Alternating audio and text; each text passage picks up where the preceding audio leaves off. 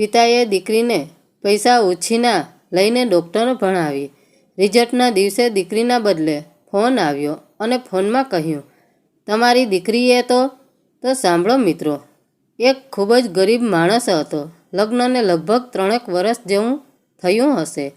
તેના ઘરે દીકરીનો જન્મ થયો. તે માણસ ખૂબ જ ખુશ થઈ ગયો. ઘરનું ગુજરાન તે નોકરી કરતો તેમાંથી જ ચલાવતો. દીકરીના જન્મ પછી પણ તેને ભણાવવા માટે ફી વગેરેનો બધો જ ખર્ચો તે માંડ ભોગવી શકતો હતો.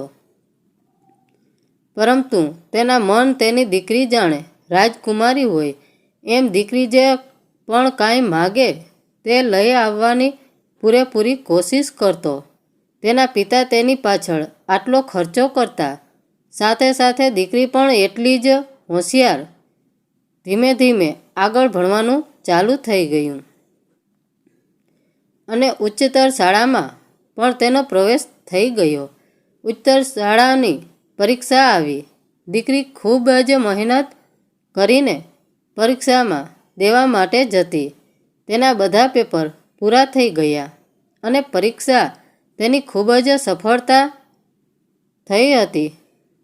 દરરોજ પરીક્ષા લઈને આવે ત્યારે તેને પિતા પૂછતા કે બેટા કેવું ગયું પેપર? દીકરી કહેતી કે ખૂબ જ સરસ ગયું છે પપ્પા. આ વખતે ખૂબ મહેનત કરી છે અને મને સર્વશ્રેષ્ઠ માર્ગ મળશે તેવી આશા પણ છે. પિતા પણ જરૂર કહીને દીકરીને ઉત્સાહને વધારતા. આખરે એ દિવસ આવી ગયો ત્યારે રિઝલ્ટ એનાઉન્સ થવાનું હતું. દીકરીના તો જાણે પહેલેથી જ રિઝલ્ટની ખબર હોય તે રીતે તેના ચહેરા પર કોઈ જ પ્રકારનું ટેન્શન ન હતું. તેના પિતા અને દીકરી બંને રિઝલ્ટ લેવા માટે ગયા. પિતાની જ એવી આશા હતી. તેના કરતાં પણ ખૂબ સારું રિઝલ્ટ આવ્યું હતું. દીકરીનો રાજ્યમાં પ્રથમ નંબર આવ્યો હતો. પિતા ખૂબ ખુશ થઈ ગયા અને દીકરીને કહ્યું, બેટા હું આજે ખૂબ જ ખુશ છું. તારે જે પણ કાંઈ જોઈતું હોય તે મારી પાસે માગી લે, હું તને લાવી આપીશ. દીકરીએ કહ્યું, પપ્પા તમને યાદ છે એક વખત આપણે બજારમાં ગયા હતા ત્યારે મેં પેલો ડ્રેસ તમને બતાવ્યો હતો, પરંતુ એ ડ્રેસ 3000 રૂપિયાનો હતો. એટલે મેં તમને ત્યારે કશું કહ્યું ન હતું. પરંતુ હવે એક વાત કહેવી છે, શું તમે મને ડ્રેસ લાવી આપશો? પિતાએ કહ્યું, ઠીક છે, આજે જ હું ડ્રેસ લઈ આવીશ. પિતાએ તેની થોડી ઘણી બચત કરી હતી તે બધી ભેગી કરી. તેમ છતાં ડ્રેસના થોડા રૂપિયા ઓછા થયા, પરંતુ ગમે તેમ કરીને તેઓ ડ્રેસ લઈને આવ્યા. ડ્રેસની કિંમત બહુ વધારે હતી એટલે દીકરીએ તરત જ પૂછ્યું કે પપ્પા આટલી બધી કિંમતનો ડ્રેસ આખરે તમે કેવી રીતે લાવ્યા?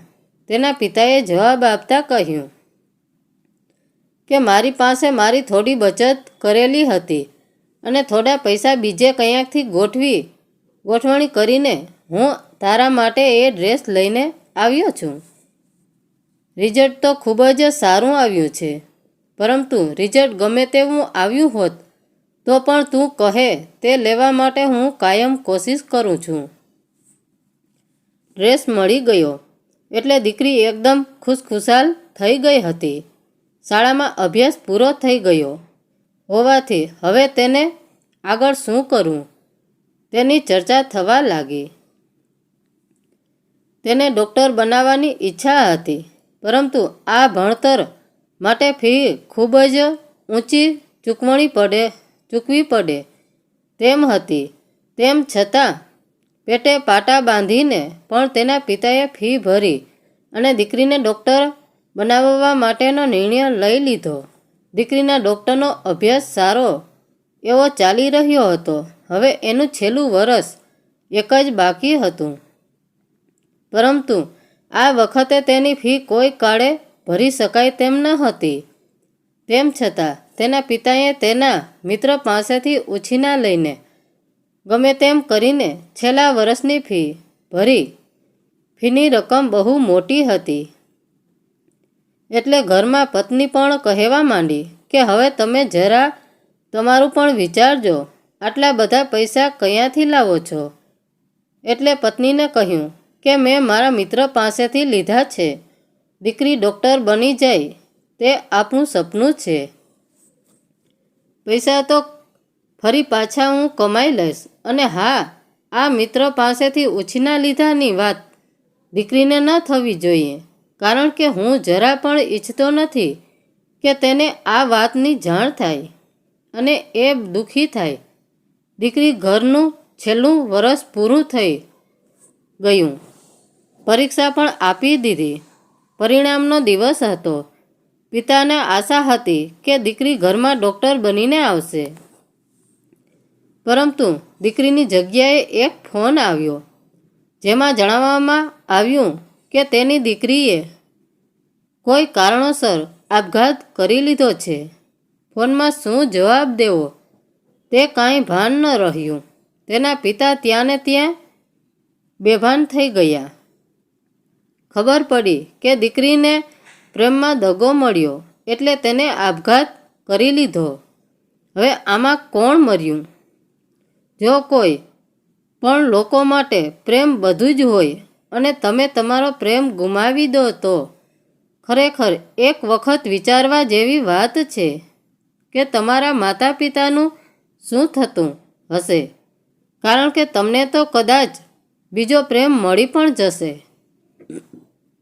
પરંતુ તમારા માતા પિતાને એમના પ્રિન્સ પ્રિન્સેસ ક્યારેય નહીં મળે. જો તમને આ લેખ પસંદ પડ્યો હોય તો દરેક લોકો જોડે શેર કરજો અને કોમેન્ટમાં આ લેખને રેટિંગ પણ આપજો.